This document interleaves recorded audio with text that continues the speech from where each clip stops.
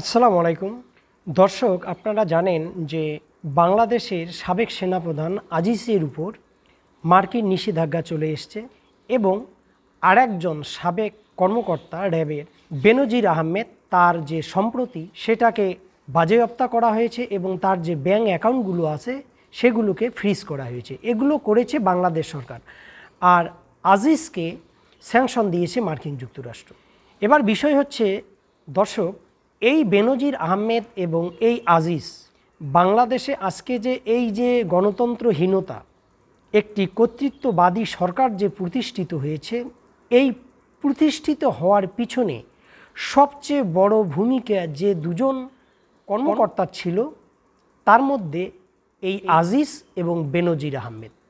যদি বেনজির আহমেদ এবং আজিজ এই ব্যাপারে, অর্থাৎ এই কর্তৃত্ববাদী সরকার প্রতিষ্ঠার ক্ষেত্রে বাংলাদেশের বিরোধী দলের উপর দমন পীড়ন, মিথ্যা মামলায় আটক করা, খুন গুম করা, এগুলোর সঙ্গে যদি তারা না থাকতো, অর্থাৎ তাদের যদি সমর্থন না থাকতো, তাহলে শেখ হাসিনা এই কর্মকাণ্ডগুলো করতে পারত না। এবং এই ভয়ের রাজত্ব কায়েম করে সরকারি প্রতিষ্ঠানগুলোকে নিজের মতো ব্যবহার করে আজকে শেখ হাসিনা বাংলাদেশে একটি কর্তৃত্ববাদী শাসন প্রতিষ্ঠা করতে পেরেছে। অথচ আজকে এই বেনজির আহমেদ এবং সাবেক সেনাপ্রধান আজিজকে বলির পাঠা বানানো হয়েছে। এবার বলির পাঠা বানানো হয়েছে নাকি তারা হয়েছে, এটাও একটা বিষয়। কারণ তারা সরকারি পদে বসে থেকে জনগণের বিরুদ্ধে গিয়ে নিজেদের স্বার্থ সিদ্ধি করেছে, নিজেদের ব্যক্তিগত অর্থ সম্পদকে পাহাড়ের চূড়ায় নিয়ে গেছে। অপরদিকে বাংলাদেশের গণতন্ত্রের যে মেরুদণ্ড, সেটাকে ভেঙে চুরমার করে দিয়েছে। তো দর্শক, এই যে ঘটনাগুলো ঘটল, তাহলে আগামী দিনে শেখ হাসিনা যদি আবার ক্ষমতায় আসতে চায়, তাহলে তার ক্ষমতায় থাকার জন্য সহায়ক ভূমিকা হিসেবে কারা থাকবে? আজকে যারা সেনা কর্মকর্তা আছেন, যারা পুলিশের মহাপরিচালক আছেন, যিনি র্যাবের কর্মকর্তা আছেন, তারা কি শেখ হাসিনাকে পূর্বের সাবেক যারা কর্মকর্তা ছিলেন তাদের মতো কি সাহায্য সহযোগিতা করবে? এটা একটা গুরুত্বপূর্ণ প্রশ্ন। তো দর্শক, এই প্রশ্ন তাহলে আমরা যখন করছি, তখন শেখ হাসিনার মধ্যেও এই প্রশ্নের জন্ম হতে পারে। তাকে যেভাবে বিগত দিনের উচ্চপদস্থ আধিকারিকদের তাকে ক্ষমতায় টিকিয়ে রাখার জন্য সাহায্য সহযোগিতা করেছে, আগামী দিনে যারা কর্মকর্তা আছেন তারা তাকে করবে কিনা। তো দর্শক, এই কারণটা বা এটার উত্তর জানার আগে আমাদের জানা দরকার যে শেখ হাসিনা আগামী দিনে কোন প্রক্রিয়ায় ক্ষমতায় থাকতে চায়। একটা বিষয় আমাদের মনে রাখা দরকার যে গত যে নির্বাচনটি হলো 2024 সালের 7 জানুয়ারি যে নির্বাচনটা হলো, এই নির্বাচন নিয়ে আপনারা জানেন যে মার্কিন যুক্তরাষ্ট্র, পশ্চিমা বিশ্ব চেয়েছিল যে বাংলাদেশে একটি শান্তিপূর্ণ, অবাধ, জনগণের অংশগ্রহণমূলক একটি নির্বাচন হোক এবং সেই নির্বাচনে জনগণ তাদের সরকারকে তৈরি করুক, এটা চেয়েছিল। কিন্তু যখন মার্কিন যুক্তরাষ্ট্র এবং মার্কিন যুক্তরাষ্ট্রের যে নিযুক্ত রাষ্ট্রদূত এই বিষয়ে বিভিন্ন ধরনের তৎপরতা দেখাচ্ছিলেন বাংলাদেশে, তখন এই শেখ হাসিনার পক্ষে প্রকাশ্যে অবস্থান নিয়েছিল চীন এবং রাশিয়া এবং ইরান। তো এই দেশগুলোর প্রকাশ্যে অবস্থান নেওয়ার কারণে হাসিনার তার যে দামি নির্বাচন, এই নির্বাচন করাটা কিন্তু তার জন্য সহজ হয়েছিল।